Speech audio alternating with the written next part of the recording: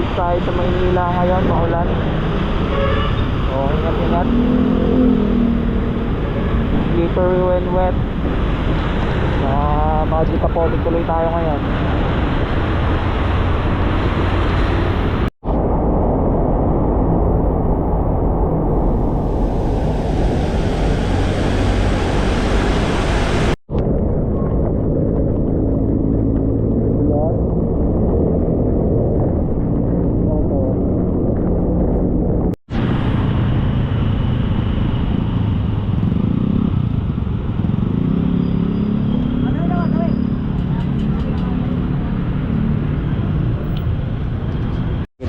Basta kasya motor, pasok, damoy daan.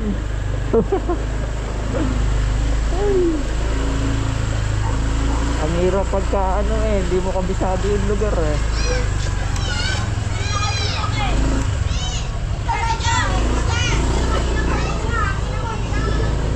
Looban na talaga to at hindi ka talaga. Bait talaga si Angkas sa atin, guys. Pauwi na tayo nito ng ng Kabuyaw, pero binabatuhan pa tayo ng magagandang book.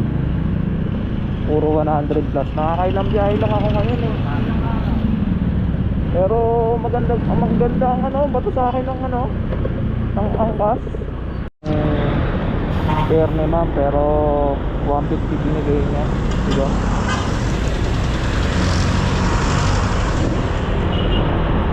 So pag-arahin na tayo, guys. Lapit-lapit na tayo sa natin, hometown. Hometown na eh. Hideout pala. JB tsaka kay Madam, binigyan ako ng gamot. So napadaan kasi ako doon malapit sa area nila. Sabi ko masakit ang ngipin ko. Nagulat ako, binigyan ako ng gamot. Pero meron talaga kasi tayo mga tropa, guys, na pamilyato rin sa atin, kapatid. So shoutout sa inyong dalawa.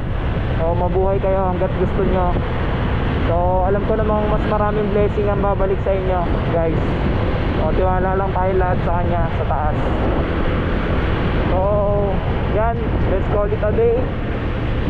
So malapit na tayo sa hideout natin, kaya let's call it a day, guys. So oras na ng pahinga.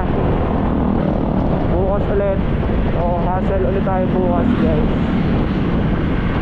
Babush and peace out.